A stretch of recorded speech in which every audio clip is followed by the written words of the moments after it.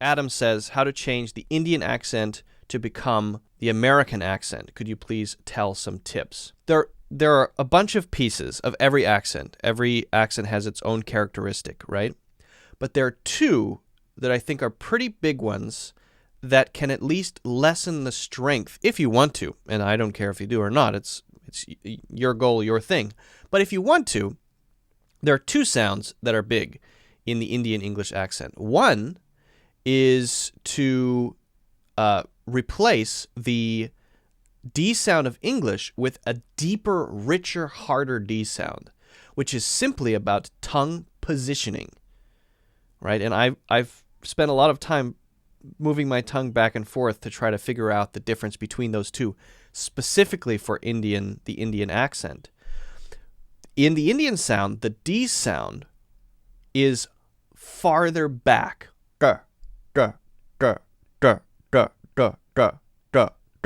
Right? My tongue is all the way back in the soft part. It's called the soft palate. Instead, if we move the tongue forward and we place it right on the ridge of the hard palate, not directly behind the teeth, but on that ridge, in that comfortable place right there, and you lift the tongue up and you put it there, then it sounds like this. Duh, duh, duh. Grr, grr, grr. Duh, duh, duh. Grr, grr. Duh, duh. You hear the difference? In the case of the duh, duh, the sound is thinner. It's not as heavy. It's not quite as rich as the grr, grr sound. But the only difference there is that the tongue is flatter and it's pushed farther forward. That's it. Okay?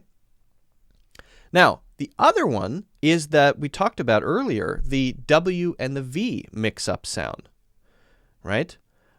So, as many people will say in the Indian pronunciation, to replace the W with the V, waiting, for example, waiting, waiting, ding, ding.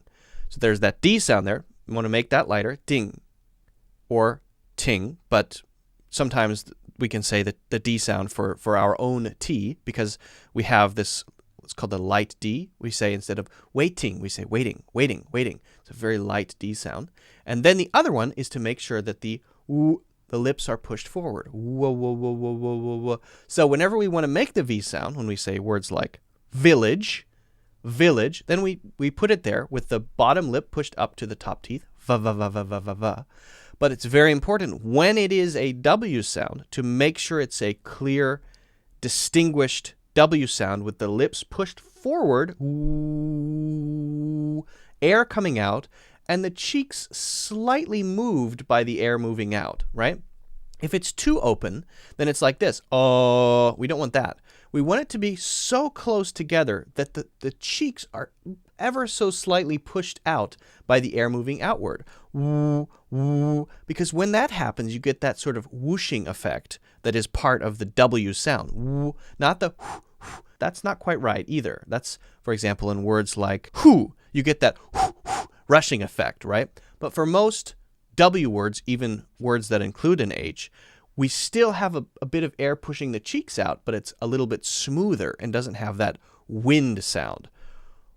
White, white, white, white, white. Not white, white, right? Not too close together, white, but just white, white. And the air is pushing my cheeks out a little bit. So those are two. And we could probably do a breakdown of every specific sound off the top of my head. I can't, right? But those are two big ones. And I think if you work on those two specific sounds, you could lessen it a little bit. And in particular, that D sound. It's very simple. All you're doing is moving the tongue from the back, forward, up, or in the case of, for example, water, water, water, even the T sound. That's a T sound, but we're not saying water, water, right? We're still saying a very light D sound. Water, water, water, water, water, water, water. That's how most native English speakers will say it. So hopefully that makes sense. Guys, if you haven't already, make sure you hit the like button or thumbs up. I would appreciate that. Also, don't forget to check out my courses in links in the description and subscribe, follow if you haven't already. That's very important so that you can see future videos. All right. Good question.